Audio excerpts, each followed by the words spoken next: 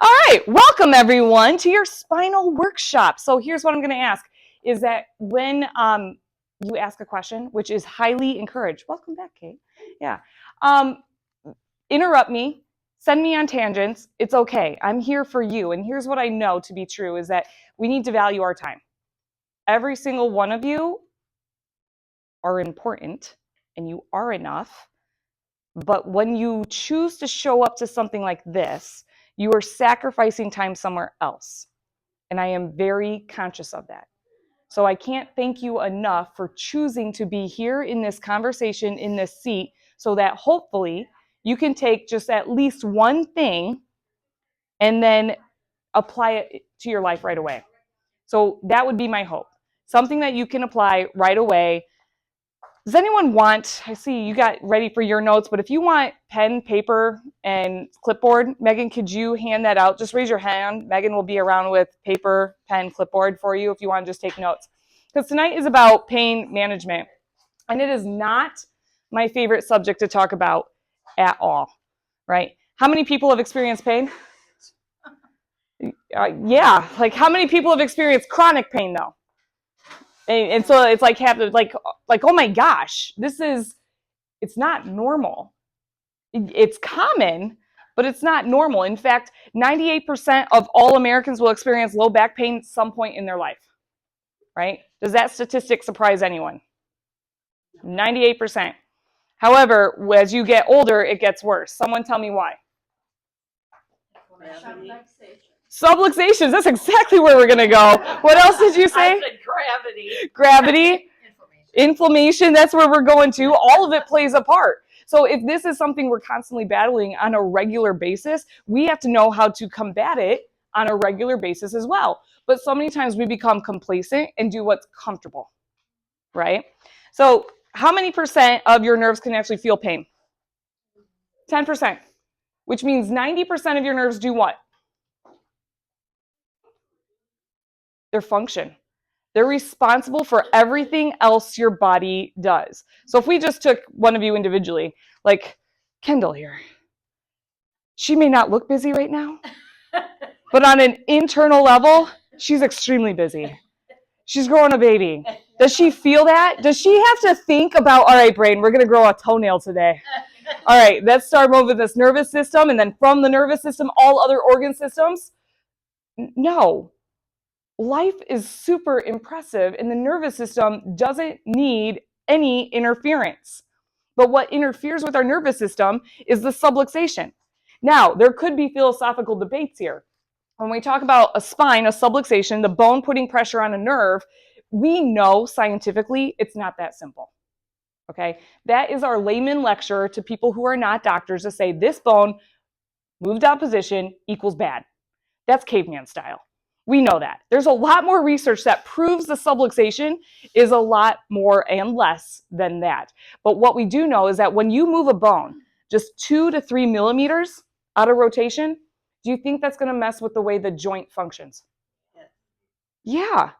Even if you're not a doctor and never studied the body, logically speaking, it does. Now, if a bone is moving only 2 to 3 millimeters, is that going to create pain? Maybe, maybe not. Most often not. In fact, most people, what do you think like the average age is? I'm going to go clinically speaking. I don't know what the real answer is if there's probably a Gallup poll on this. What do you think is the most common age for people to start to seek out a chiropractor for the first time in their life? 45. I would think it's around 38. Between 35 to 45 is somewhere in there, right? So when they start doing 10 years of some type of back labor manual, like late factory stuff, you're moving a lot. Kids are starting to grow up, you're roughhousing with them. It's somewhere around there. Just recently, after COVID, are we starting to see more of the 20-somethings actually show up? And I do believe it's because they've kind of lost faith in what the medical profession has to offer. Like they're seeing their parents on all these medications and not getting better. So they're like, I don't want that. So that's what I want to discuss tonight about this pain stuff. So we talked about with subluxation, may or may not come pain. It is going to cause inflammation one way or other, whether it is chemical or physical. Physical inflammation is going to happen from the friction between a malposition in a joint. But the also chemical portion of that, it could cause a nerve to not function completely as well, and that causes your body not to react in a certain way. How do we get subluxations? Living. Does everyone remember the 3 T's? No? Not even my newbies? Traumas, toxins, and our thoughts. Traumas is the obvious one. Slips, falls, car accidents, bad posture, driving position, sleeping position, almost everything, right? Bad posture, gravity pushing down on us is a trauma. Yeah, that's where everyone starts straightening up. Like, oh yeah, good posture. Then there's our thoughts. Lifting heavy objects is another trauma. Anything imbalance, vacuuming, one-sided events, getting in and out of the car, getting in and out of bed on the same side. When you ever notice your right hand's a lot stronger than your left hand, or you have one dominant leg, it just happens that way. It's the way we're wired, but it does create an imbalance. Okay, that sets hips to shift off just a little bit, and if your hips off just a little bit, then your low back's going to go off. And think about this as a foundation of a house. If your foundation is off, is the top of it going to be straight? No. So as long as we're moving this back and forth, things are going to shift, as well as your body's designed to do that and to adapt to it. So that's traumas. Then there's our thoughts. You ever get mad, angry, stressed, depressed, feel anxious, you feel those muscles, even cold, right? You feel those muscles tighten up. Well, anytime our muscles bound up, whether from a reaction in our environment or our thoughts internally, they're attached to our bones. In fact, your bone, those subluxations, they cannot move 2 to 3 millimeters unless a bone is pulling it out of position. So anytime a muscle spasms up, it's going to pull that bone out of position, whether it puts pressure on the nerve or not. Or function is going to change. Sometimes the muscle stays spasmed. Sometimes it loosens up and allows bones to move back. Sometimes a universal force outside yourself, like this happened about 2 weeks ago. Someone came in, they were a newer patient, coming in 2 weeks. She goes, "You'll never believe what happened." "What happened, Sue?" She goes, "I fell." "Oh no, are you okay?" "Yes, I'm okay. In fact, I'm better." Just knocked out, my neck fell and it popped right in. I was like, awesome. Yes, that can happen. That's a universal force. So there's our thoughts. Then there's toxins, what we put into our body. And we're going to be going over that in a lot more detail towards the end of this class too. But what are some examples of the toxins you might see on a regular basis? Food, sugar. Sugar causes inflammation. Sugar is 600 times more addictive than cocaine and lights up the same areas of the brain. Heavy metals. It's even in our air pollution now too, and things that get mimicked. So like crop dusters, Roundup that's going around in the air, that shows up. Plastics. Teflon. Ooh, you guys are getting good. Alcohol, cigarettes. Meat. Yeah, what we put into our meat. You're not getting organic. Really watch out. So traumas, thoughts, and toxins. And how often are we exposed to those? Megan said it. On a regular basis. So we're always at a risk of having more subluxations. And so I was telling another patient today who was supposed to be here that said they couldn't come. I'm going to give you the answer. Here's the key. That subluxations, once they're present, research shows this. Like, I'm not just making this number up. There's at least 3 research studies that show this. Within 7 days of it being misaligned and used in those 7 days of malposition can create irreversible damage, starting arthritis and degeneration. How do toxins create subluxations? So, that's a good question. How do toxins create subluxations? So chemically and physically. So if we have a toxin in our body can actually become imbalanced chemically, which then changes neurotransmitters. So it's the same thing of like, what did I hear someone say this weekend? My cousin has Wechsler's and she's on kidney dialysis 6 days a week. And so she was talking about how her doctor said, eat for your blood labs, right? So if you're low on sodium, you're going to eat more salt. If you're low on proteins, you're going to eat more proteins, that type of thing. So it's the same thing with toxins. If we have a toxin into our body, it's going to be rotated and circulated around and can create other issues in our body that we didn't even realize. Okay, so it's not necessarily a subluxation, exactly. Right, but if it's in the blood system, it can create your body to tighten up, a muscle tension, right? So if we have muscle tension again, that's what's going to pull a bone out of alignment. Or inflammation can into a joint as well. So we can look at it a couple different ways. Something more relatable might be an example like rheumatoid arthritis. Okay, arthritis, people will say, oh, I have arthritis. Okay, well, what kind? Is it osteoarthritis, which is the bone kind, or is it rheumatoid, which is actually a blood condition?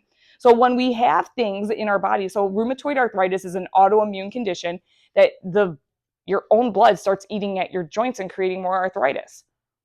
Like, that's what toxins can do. And so they affect the joint inflammation, whether it is pulling a muscle tight or creating inflammation in the joint itself, but not necessarily always rheumatoid arthritis. Like, what you eat is not going to cause that. So I want to make sure that's distinct. So great questions though. So traumas, thoughts, and toxins happen on a regular basis that can lead to causing subluxations and us not functioning at our best. It only creates how many days? 7 days before it creates irreversible damage. That is why I will, for the rest of my life, get adjusted at least checked once a week by a chiropractor in order to be at my best and serve more and more people. So arthritis and degeneration. We got to the point of how one would get it. And so hopefully you can take the 3 T's and be like, all right, if I start avoiding all this and I'm getting adjusted, I can actually put off arthritis and degeneration. You can slow down the whole process, and in some cases, we can actually reverse it with curve correction. So I'm hoping you're getting that. But many people are already at this point of chronic pain. Now you have arthritis and degeneration. What do you do with it? There's 3 things I want you to know that I think are the most 3 that stand out. Number 1, you're never going to stop getting adjusted. Once you have chronic arthritis and degeneration that's causing this pain, odds are it's going to be there because you're now dealing with a limitation of matter. Okay, so if you think about it, I pulled this guy out. This is a lumbar vertebrae and a disc in between. This is designed to show a disc herniation, right?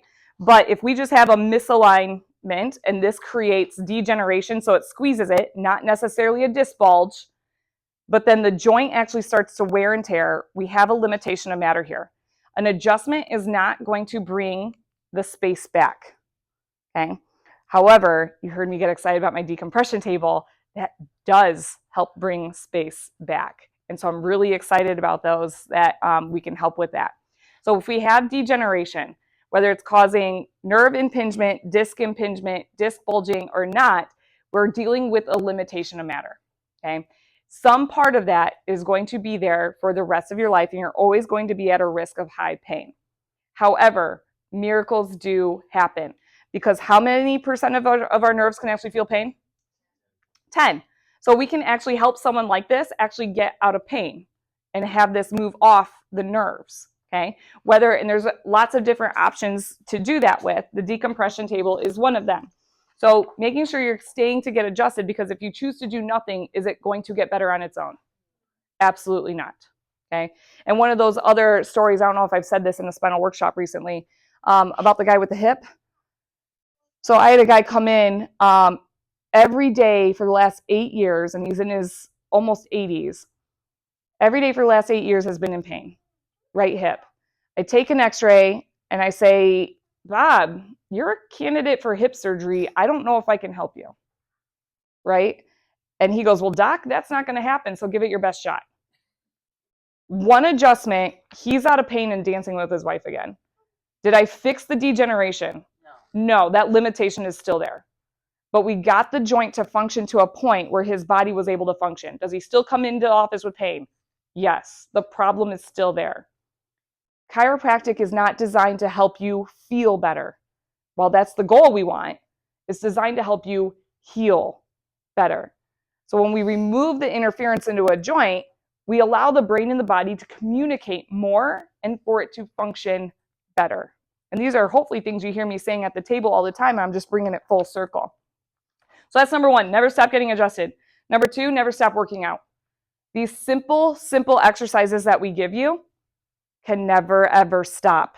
Even if you stop getting adjusted, don't ever stop working out, because at degeneration too, even if you have a malpositioned bone and it's creating more friction when you move a bad position joint, your muscles still need that support, okay? So many of you might have known people, or you yourself have lived through this. If you have pain, specifically in the low back, and you go for walking, and you can't walk past 5 minutes because it hurts so bad. Anyone know someone like that, right? If they kept walking into the pain, is it making it worse? No. Typically not. 98% of the time, it is not making it worse. They need to work through the pain.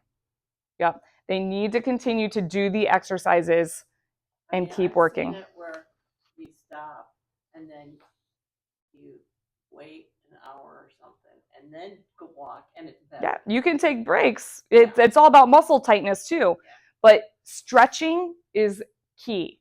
The average person without pain your whole life should be stretching about 30 minutes a day. The person who's finally in pain and an athlete needs about 45 minutes a day. Do you think we are doing that on a regular basis as Americans? No. If you could do one thing, get into your stretches more, okay? Because the majority of Americans are stuck at a desk leaning forward or at a counter at a factory assembly line hip forward. Either one makes the hamstrings in the shorter position. When your hamstrings are stuck in the shorter position, your low back eats the pressure. Okay, so stretching the hamstrings, which means toe touches, V-sits, straddles, anything you can do to get those hamstrings looser is going to help the low back not eat as much of the pressure. Okay, child's pose is another one. Does everyone know child's pose? Okay, it's where you're down in this position, hands overhead, and you're just stretching the whole time. You can even push it a little farther where you take your hands over to the right and hands over to the left. That is really good for helping that low back, the small muscles in between your vertebrae, to stretch out as well. When it comes to working out, repetition over weight is what I always push for. So I get a lot of these people into CrossFit gyms. I CrossFit myself. My brother was a Marine. I have a cousin that was a Marine, and my cousin especially takes this bench press. No, he was squatting 450 pounds. His low back discs just blew, just like that. I'm like, why? Why would you ever need to squat 450 pounds? But if he had just taken it down to 350, something much more doable, and probably not have created this scenario. So we can injure ourselves by pushing ourselves too much. So really think about what is congruent with what we need out of life, rather than just feeding our own egos and how much we can lift, because it can lead to life-altering injuries that then you are stuck with for the rest of your life, because that is not coming back unless you get surgery and they do some type of spacer, right? Never stop working out. Here's another thing about motion. So they took bunnies, and I can't remember now. I read this study 11 years ago. If they broke the legs or if they dislocated them. I think it was dislocated. So they dislocated bunnies' legs. And half of the bunnies they put into a cast. And half of the bunnies they set it and then let them run around. Which set of bunnies do you think healed faster? The ones that didn't have a cast. If once you put something and immobilize it, it does not get the blood flow in order to heal. I know, those studies like that come out and I still look at casting. I'm like, if I were to break a leg, would I cast it less? Would I cut it off sooner? Just to get that motion back in there. I mean, have you ever seen someone like break a leg, get a leg cast, that 6 or 8 weeks later it's cut off and this whole muscle is a lot smaller than the other one? That's muscle atrophy. My son, he was 3. He was like 3? 3. Yeah, he's got time to grow back from that, Yeah, but it was like, and they took it off way sooner. He just couldn't walk on it because of that. good. Yeah, Oh, I'm so glad to hear like that's actually being practiced. Why are you getting it off? It's like not even healed. Yeah. It is though. It's getting there. Your body just needs no interference. It's designed to heal. It's the best pharmacy you could ever ask for. I was going somewhere with that too. I like that you added into it. Bunnies cast, the blood flow mobilization. It's gone on me. No, I don't know. It'll come back to me if it was important. All right. So working out, never stop working out and never stop watching what you eat. Okay. So weight is a big part when it comes to chronic pain as well. A lot of times we'll see people in chronic pain. If they lose 15 pounds, their pain gets 50% better, right? Sometimes all it does is take that little nudge of pain in order to get into a more healthy weight. So what I want to talk about in toxins into our food, and I have hopefully one for each of you, some of them printed out a little bit different. Take a couple and then pass them back. This is pH eating. Has anyone ever heard of the pH food charts? Hopefully I got enough. We'll see. There's only like 2 right there. Some of you might have to share. So pH, I forgot to pull out my strips too. I know they're somewhere close in the adjustatorium. It's really cheap to go buy a pH strip. We can all check our own pH balance today. You just put a strip in your tongue and get it wet and see what color it changes. So if you look, between 6 and 7 is neutral. 7.4 is where the human blood is supposed to be. Okay. See, what does it? No, Am I right? fine, Okay. fine. Okay, it's okay. You can correct me if I'm wrong. No, that's it. Okay, 7.4. So 7.0, and I was looking over this chart again today too. 7.0 is where most tap water is, okay? And in my house, I have a reverse osmosis water system, and it says that's a 4.0, and I was like, what? I tested that. It was at a 6 or 7. Yeah, I don't know about that. So take this with a grain of salt. I did just Google this and look it up online. So could there be mistakes? Yes. But this talks about eating pH. Cancer cannot survive in an alkaline environment. Let's put it that way. Alkaline meaning a pH of 10. That the more alkaline you're going towards a higher number. The more acidic you're going towards a lower number. So this has a list of foods and how they react with your body. So if you look under the list of the pH of 10 that are 1,000 or more alkaline, raw spinach, raw broccoli, artichokes, raw asparagus, soy sprouts, chai sprouts, red cabbage, raw celery, cauliflower, collard greens, cucumber, raw kale, dandelion. Anyone see a trend here? They are green leafy vegetables. I mean, you throw red, but it's still green. So many of them are raw. What does cooking do? Cooking makes it more acidic. But if you're at a 10.0 and you cook it and it's down to an 8.0, it's still better than eating some of these other things that are at 4 and 3, like turkey, ocean fish, chicken, eggs. So your meats are more acidic. So not only what we're doing with like putting hormones into meats and then eating them, but what they do to the body as well. Coffee is going to be down there on the list. Popcorn, most pastries, cream cheese, pistachios, fruit drinks, beet sugar, white sugar, coffee, peanuts, chocolate, cranberries, buttermilk, tomato sauce. Tomatoes are a big one. And if you get into the fruits and how the farming techniques happen too, picking fruit too early can also cause the fruit to release toxins. So, and that's our farming technique, especially if we have products coming from Mexico. They'll pick it early and it actually ripens while it's in containers and shipped on our way to our store. And so the fruit will release pectin in a certain way, and that can actually create inflammation in our body. And that is what I believe that some people create allergies to raw foods, like strawberries and even green leafy vegetables. I've met people that do that. Kate? Why are pistachios and peanuts? I don't know. It makes me want to cry. I'm just hoping it's one of those flukes. Peanuts, I know. Peanuts are actually a carb, and they're a legume. Pistachios surprise me. Pistachios surprise me because they're on my list. Pistachios and almonds are on the list for keto. And that's one of the things they're a good superfood, but I'm wondering of pH. But if you are already eating well, and we can test our pH after this class too, then eating something on the list lower shouldn't be an issue. It just probably shouldn't be happening all the time every day, right? So it's about eating balanced. So, pain. We gave you a couple options here. Once you're in chronic pain, these are the 3 healthy things that I would choose to do if I was in chronic pain on a regular basis. That's don't stop getting adjusted, don't stop working out, and don't stop eating correctly. But there's a lot more options that this world would like you to go through. Other options, and you might see some of these or have gone through them yourself, but physical therapy. Physical therapy is amazing for chronic pain. It definitely helps, and it complements chiropractic care too. Laser therapy. There's actually a place here called AF Physical Therapy over on Niles Road. They have an $80,000 laser that I am so envious of, that I will send some of my people that we're not, like after 4 weeks, I'm like, we're not much better. I want you to go try this place. Okay.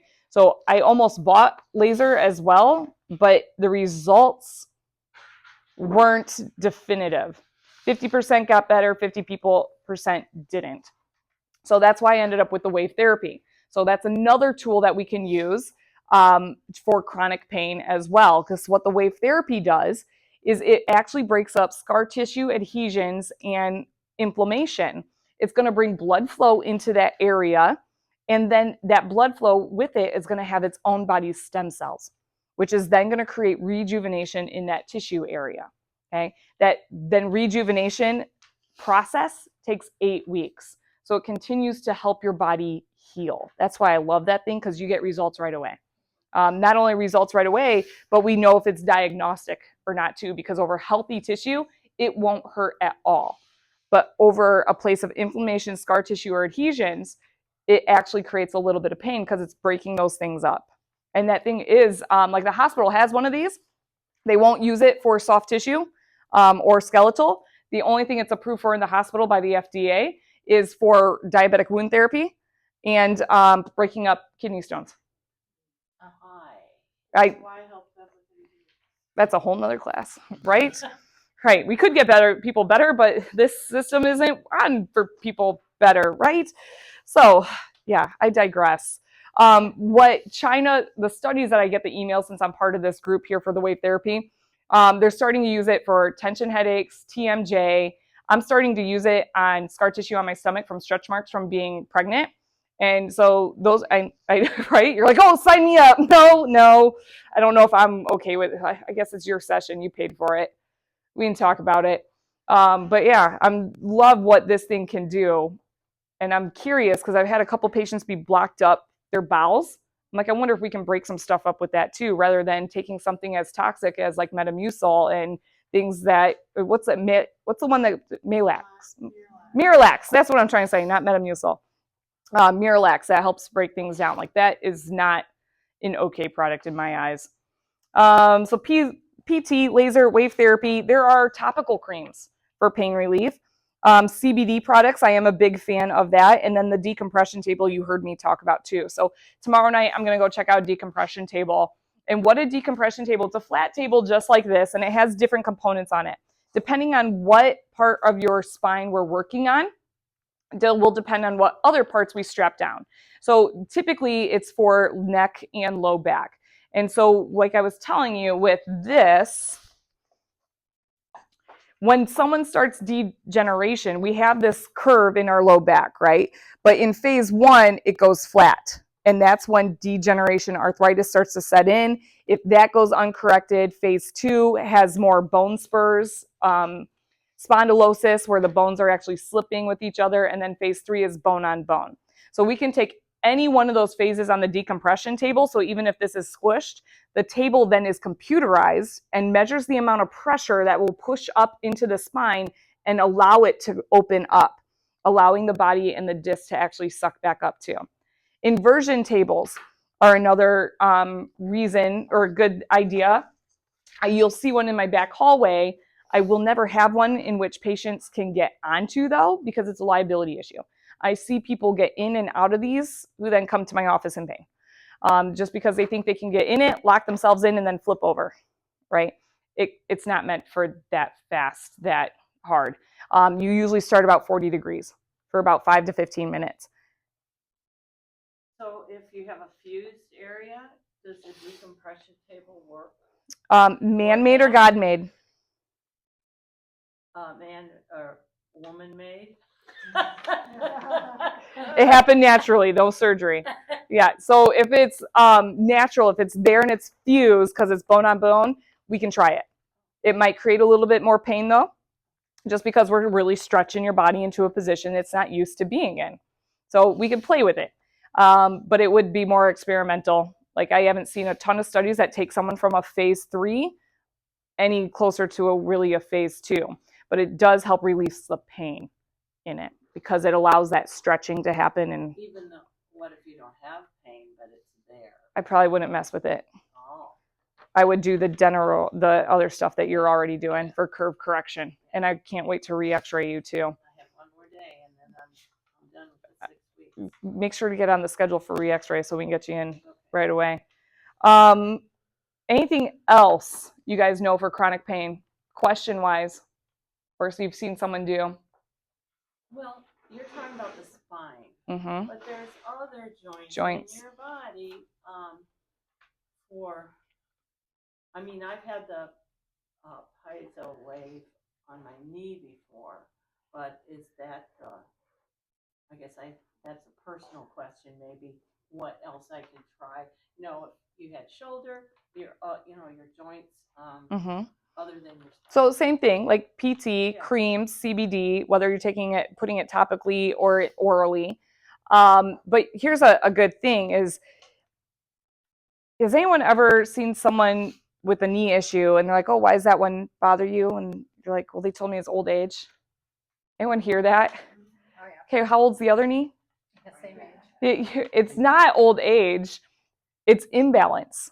And that's what's led to everything. And so even though I'm talking in reference to the spine, the same thing happens in a knee. It's because we favored that side for so long and created this imbalance. It's because maybe we tripped one time and never got it corrected. And so the tibia was rotated just a millimeter or two out and it never got corrected for a subluxation or misalignment. We have to find these things out sooner rather than waiting for pain.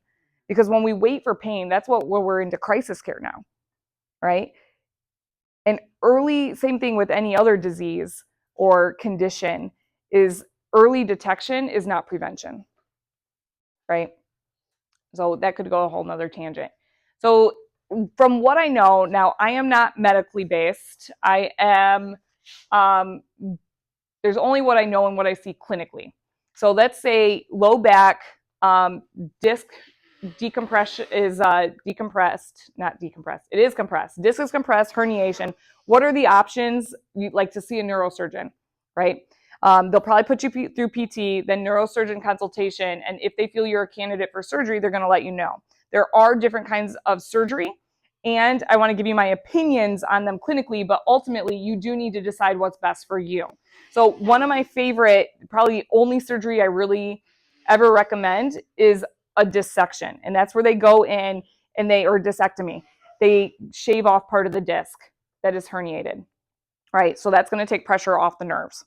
What they might also do is a laminectomy, where they actually take out the lamina of the bone, which is this part of the bone right through here.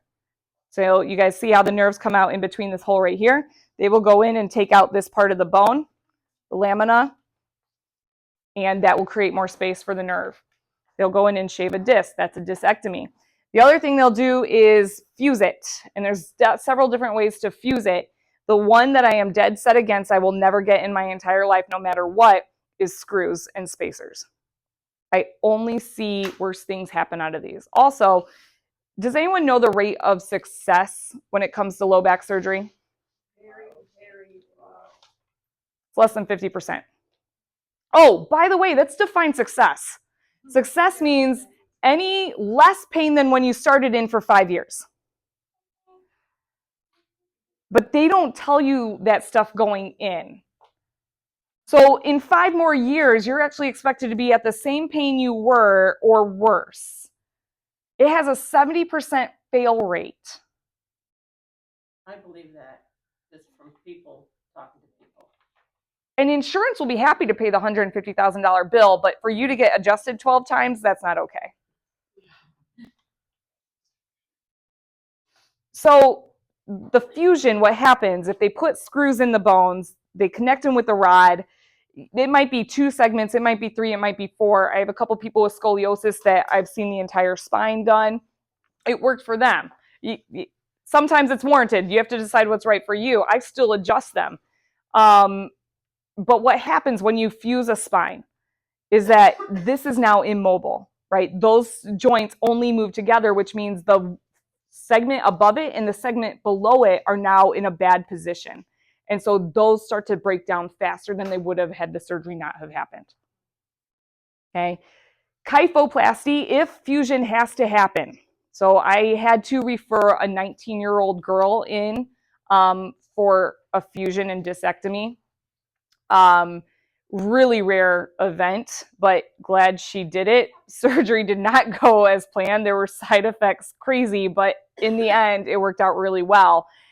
Kyphoplasty is where they actually put in some plaster and build this disc space back up and fuse it, and it looks like one solid bone rather than screws. My favorite type of version of that is cadaver bone. So where they take someone who died, donated their body, and they use that bone in order to make that space. So if it has to happen, my bet is on cadaver bone. Just so you know, for yourself or anyone else you know going into that direction. Just because when I see clinically, I see all these surgeries on a regular basis. And I get to hear what their opinions are and who has done the best. And it's those that have done the cadaver bone that have done the best with it. And your body, like, there's not supposed to be metal in our body. Like with that surgical steel and everything like that, it's just not supposed to happen. All right. What other questions or things you want to discuss tonight?